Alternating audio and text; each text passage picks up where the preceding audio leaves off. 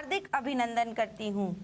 आज हम कवि शिव मंगल सिंह सुमन जी की कविता पढ़ेंगे जिसका शीर्षक है हम पंछी उन्मुक्त गगन के। जैसा कि शीर्षक से ही लग रहा है कि यह कविता पक्षियों से संबंधित होगी। अच्छा बच्चों, मुझे ये बात बताओ, पिंजरे में रहना किसे पसंद है? यदि आपको एक दिन के लिए भी, बल्कि यूं कहें कि 2 घंटे के लिए भी अगर किसी कमरे में बंद कर दिया जाए तो कितना बुरा लगेगा। उसी तरह से इस कविता में कवि ने पक्षियों के मन की व्यथा बताई है कि चाहे उन्हें कितने भी सुख प्रदान हो, परंतु यदि उन्हें पिंजरे में कैद कर लिया जाए तो वे किसी भी प्रकार से सुखी नहीं हो सकते। उनका स्वभाव है उड़ना, खुले आसमान में विचरण करना, वहीं पर वे सुख और शांति पा सकते हैं। यहाँ पिंजरे में रहकर उन्हें चाहे कितना भी अच्छा भोजन दिया जाए, वे प्रसन्न नहीं हो सकते, क्योंकि वे भी जीव हैं, वे भी जानते हैं परतंत्रता किसी भी व्यक्ति को पसंद नहीं।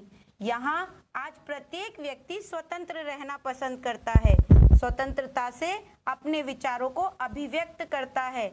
और हमारे संविधान में भी तो स्वतंत्रता का अधिनियम पारित किया गया है, जहाँ विचारों की अभिव्यक्ति की स्वतंत्रता मिली है कि हम अपने विचार प्रस्तुत कर सकते हैं। आइए देखते हैं कविता की पंक्तियाँ। हम पंछी उन्मुक्त गगन के, पिंजरबद्ध न रह पाएंगे, कनक तीलियों से टकराकर पुलकित पंख टूट जाएंगे। देखिए पक्षी क्या कहना चाहते हैं। हम पंछी उन्मुक्त गगन के, उन्मुक्त अर्थात खुले, गगन अर्थात आकाश, हम खुले आकाश में घूमने वाले पक्षी हैं। पिंजरबद्ध अर्थात पिंजरे में बंद, ना गा पाएंगे, हम पिंजरे में रहकर अपने स्वर नहीं गा पाएंगे। कनक तीलियों से टकराकर, कनक तीलियां, यहाँ कनक का अर्थ है सोना और तीलियां अर्थात पिंजरे की जो दीवारें हैं वे, उनसे टकराकर पुलकित अर्थात हमारे कोमल पंख टूट जाएंगे। पुनः सुनिए, हम पंछी उन्मुक्त गगन के, हम खुले आकाश में विचरण करने वाले पक्षी हैं। हम पिंजरे में रहकर गीत नहीं गा पाएंगे, क्योंकि हमें अपनी स्वतंत्रता बहुत अधिक प्रिय है। कनक तीलियों से टकराकर, चाहे हमें सोने के पिंजरे में भी बंद कर दिया जाए, परंतु वहां घुट घुट कर हमारे पुलकित पंख, हमारे जो कोमल पंख हैं वे टूट जाएंगे, क्योंकि हमारा स्वभाव है आसमान में उड़ना और स्वतंत्र रूप से विचरण करना।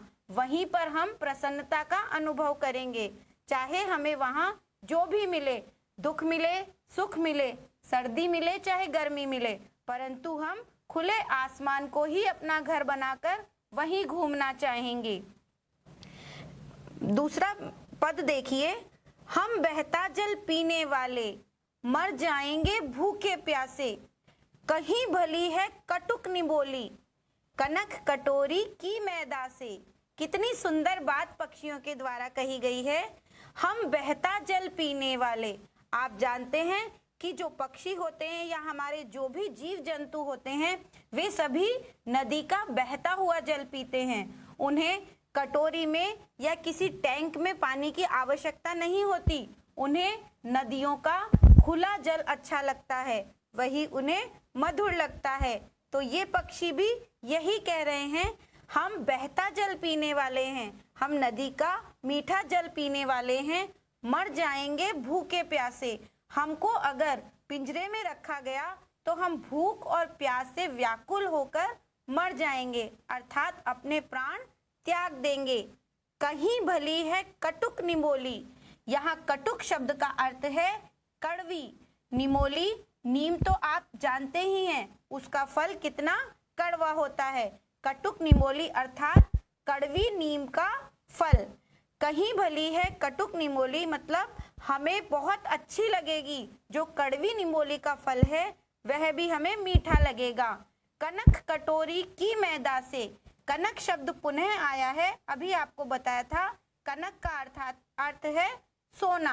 सोने की कटोरी में हमें मैदा से, मैदा वैसे तो एक आटे जैसा ही पदार्थ है, परंतु यहाँ मैदा शब्द व्यंजन और उनके लिए जो दाने रखे जाते हैं उनसे लिया गया है।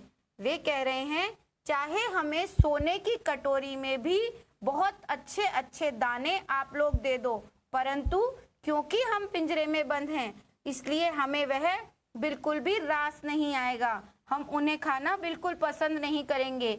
हम तो हमारे बहते हुए जल को पिएंगे और साथ ही कड़वी नीम की निमोलियों का फल खाकर भी प्रसन्न रहेंगे। देखिए बच्चों, इन्होंने अपने खाने और रहने जैसी चीजों को भी त्याग दिया जो बहुत आवश्यक है। इसका अर्थ यह हुआ कि स्वतंत्रता ही इन्हें चाहिए। हमारे अगले पद पर हम आते हैं स्वर्ण श्रृंखला के बंधन में। स्वर्ण श्रृंखला के बंधन में अपनी गति उड़ान सब भूले, बस सपनों में देख रहे हैं तरु की फुनकी पर के झूले। जो पक्षी बेचारे कैद हो गए हैं वह अपने मन की व्यथा बता रहे हैं कि जब वे कैद हो गए तो उनके साथ क्या हो रहा है, किस तरह का वे अपने आप पर अत्याचार महसूस कर रहे हैं। स्वर्ण श्रृंखला अर्थात सोने की श्रृंखला, सोने की लड़ियों के बंधन में, अर्थात वही सोने के पिंजरे में।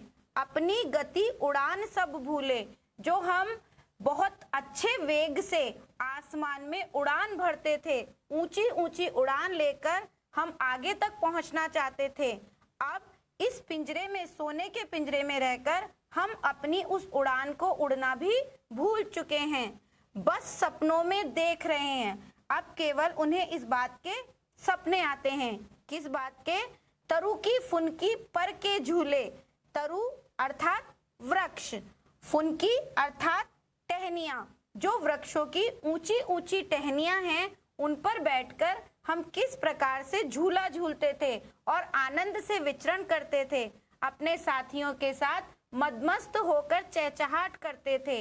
अब यह सारे कार्य सिर्फ हमें सपनों में ही दिखाई देते हैं क्योंकि हमें पिंजरे में कैद कर लिया गया है। इस तरह से बताया गया है कि पिंजरे में रहने वाले पक्षी अपने मन की व्यथा को अर्थात अपने दुख को बयान कर रहे हैं और वे नहीं चाहते कि उनकी तरह किसी और पक्षी को इस तरह से पिंजरे में रहना पड़े।